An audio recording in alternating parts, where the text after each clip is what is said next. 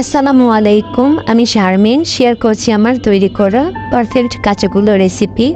কয়েকটি tips follow করে আমার এই রেসিপিটি তৈরি করলে দোকানের চেয়েও সুন্দর এবং পারফেক্ট রসগোল্লা বাসায় নিজেই বানাতে পারবেন। আর দোকান থেকে মিষ্টি কেনার কথা সবসময়ের জন্য ভুলে যাবেন। কাঁচাগোল্লা তৈরি করার জন্য এখানে আমি 1 কেজি দুধ নিয়েছি। দুধ যখন গরম হয়ে এসেছে তখন আমি 4 চামচ ভিনেগার দিয়ে এভাবে সবটা দুধের সঙ্গে এরকম মিশিয়ে দিচ্ছি। কিছুক্ষণ পর চলে যখন বলক চলে এসেছে তখন ছানাটা এরকম তৈরি হয়ে এসেছে। আমি আরেকটু জাল করে নিব যেন ছানাটা আরেকটু জল পাকানো হয়।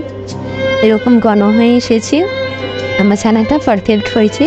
এখন আমি ঠান্ডা পানি দিয়ে ছানাটা ধুয়ে নেব যেন ভিনেগারের গ্রানটা না থাকে।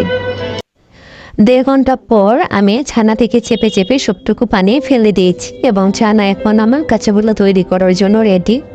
এখানে আমি 4 চামচ চিনি দিয়েছি। চিনি দিয়ে সবটা ছানা এরকমভাবে মথে নিচ্ছি।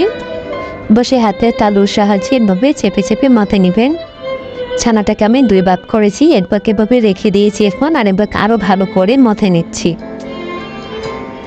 যেই ভাগটা আমি ভালো করে মথে নিয়েছি সেটা এখন আমি চুলার লো আঁচে রান্না করব।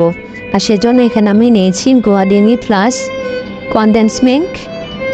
এখানে আমি চুলার আঁচ লোতে রেখে যেই ছানাটা ভালো করে মতে নিয়েছিলাম সেটি দিয়েছি এবং 4 চামচ কনডেন্স মিল্ক দিয়েছি 1 চিমটে পরিমাণ এলাচ গুঁড়ো।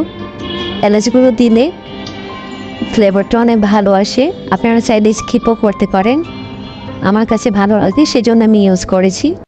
এখন ছোটো একটি বল বানিয়ে নেব। যদি বলটি বানানো হয়ে যায় তাহলে আমার এটা রান্না করা হয়েছে। এই যে আমার রান্না করা হয়েছে।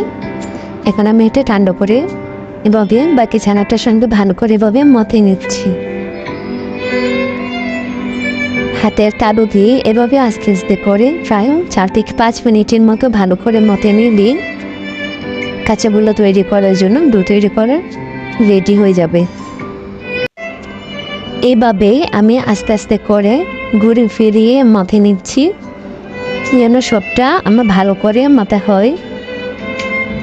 কাঁচাগোল্লা তৈরি করার জন্য এর ডোটার প্রতি বিশেষভাবে খেয়াল রাখতে হবে। ডো যত বেশি ভালো করে ডলবেন কাঁচাগোল্লা তত বেশি সফট হবে এবং পারফেক্ট হবে। অবশ্যই সময় নিয়ে কাজটি করতে হবে। দেখতে পাচ্ছেন আমার কাঁচাগোল্লার ডো তৈরি করা হয়েছে। এখন আমি একটি নাইফের সাহায্যে এরকম স্লাইস করে নিচ্ছি। আপনাদের পছন্দ মতো কাটিং করতে পারেন। আমি গোলাকার শেপ দিব সেজন্য আমি এরকম গোল করে নিচ্ছি। সবগুলো কাঁচাগোল্লা এখন আমি গোলাকার শেপ করে নেব সেজন্য আমি হাতের তালুতে কাঁচাগোল্লা ডোটা নিয়ে এরকম চেপে চেপে গোলাকার শেপ করে নিয়েছি এবং মাওয়াতে দিয়ে কিছুক্ষণ ঘুরিয়ে নিচ্ছি। এরকম মাওয়াতে দিয়ে আমি কোট করে নিয়েছি। মাওয়াটা আমি দুধের সঙ্গে ঘি মিশিয়ে তৈরি করেছি। আপনারা চাইলে শুধু শুধু গুঁড়ো দুধ দিয়েও এরকম মাওয়া তৈরি করতে পারেন।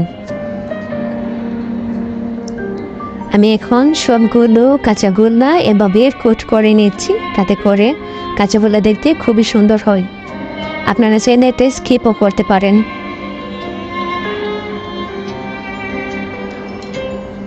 সবগুলো কাঁচাগোল্লাই আমি এরকম শেপ করে নিচ্ছি এবং কোট করে নিচ্ছি। কাঁচাগোল্লা আমার তৈরি করা হয়েছে। এখন আমি কিছু কাজু বাদাম দিয়ে এটা ডেকোরেশন করে নেব। কাজু বাদাম দিয়ে ডেকোর করলে খুবই সুন্দর হয়। দেখতে পাচ্ছেন আমার কাঁচাগোল্লা রেডি হয়েছে। এভাবে আমি তৈরি করে নিয়েছি পারফেক্ট কাঁচাগোল্লা। এই কাঁচাগোল্লাটি অবশ্য বাসায় একবার তৈরি করবেন।